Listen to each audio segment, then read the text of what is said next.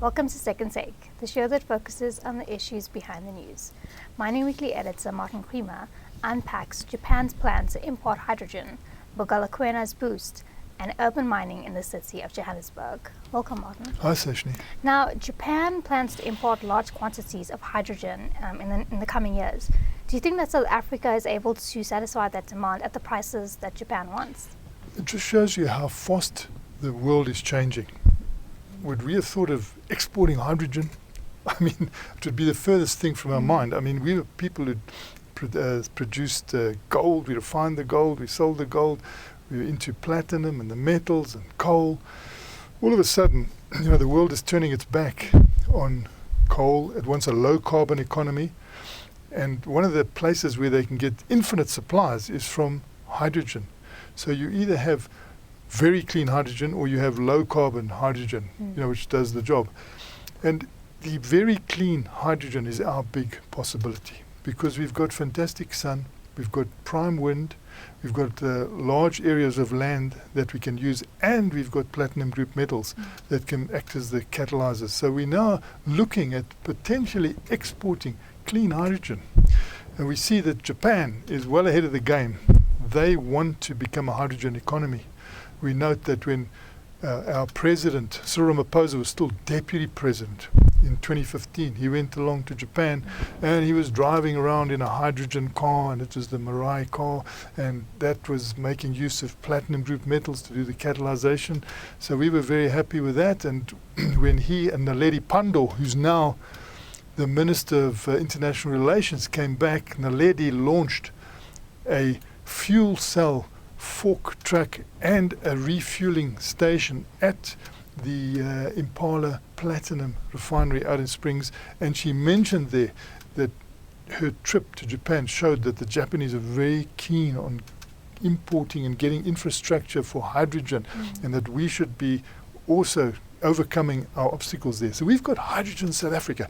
Those guys have been working flat out on how you transport hydrogen, how you get clean hydrogen, and the belief is from the CSIR and from Hydrogen South Africa that we can supply Japan. We can supply them with clean hydrogen well ahead of their deadline. And we can also meet their price, which is pretty low.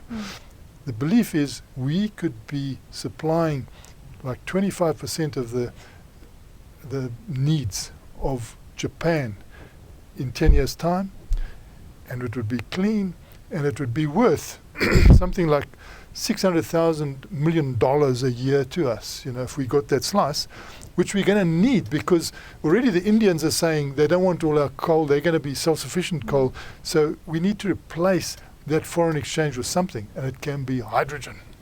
Moving on to Mogalakwena, Yes. With its recent buyouts of the Kwanda North and the Central Block's prospecting rights, Rustenburg Platinum Mines will add these resources to the Mogalakwena mining rights. Yeah, I've been out to Mogalakwena, and even when I went there the first time I was stunned, I think it was 20 years ago, because the general manager sat us down and he said, that just the nickel pays for everything here. So it's a very rich mine, the northern limb of the Bushveld complex, and you can see that in the 6 months to June 30, the production of platinum came at a minus credit. So it cost them minus $200 an ounce. So that's how wonderful the spread of metals is at Mogalakwena.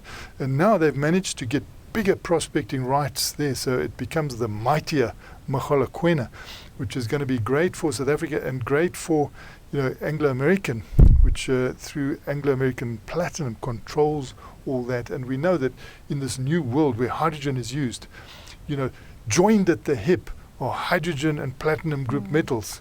And so they can produce the new low-carbon hydrogen economy for the whole world, and it seems like the world is moving in that direction. So the more the prospecting rights they get there, the better for them.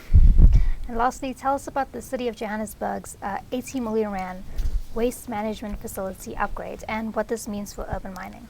I'm very glad that they're starting to look and improve their waste facilities. I'm getting messages from around the world every day. People value this waste. We talk about mining and you go underground. No, there's an opportunity to mine on surface, urban mining. You go out there and you collect that rubbish, and there's money in muck. And people in South Africa don't acknowledge that sufficiently. You know, we saw with Pick It Up in Joburg, there've been bad reports coming out. We don't see any proper handling of waste. You need to really organize this so that you can get your waste separated into the right pieces at the right time, that your logistics are not excessive, otherwise you can't make profits. And we see young people walking down the streets with their trolleys, you know, you coming up and there they are coming down the street and they're full of that. These are the urban miners. And we should be directing these people and organizing them because it can create a lot of jobs. But it can also be environmentally good because you're fixing up the environment. And at the same time, it is an important, good practice to make sure that what you are throwing away, you get back and you put back into the system. It's a huge business that people are acknowledging around the world. So I'm glad that the Johannesburg City Council has decided to invest in that Soweto Pick It Up unit there and make sure that it's upgraded. We need to do that all over. This needs to be a well-organized business, waste collection. Thanks for speaking to us, Martin. It's a great pleasure, Sashni.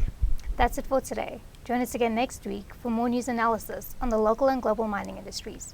And don't forget to listen to the audio version of our Mining Weekly daily email newsletter.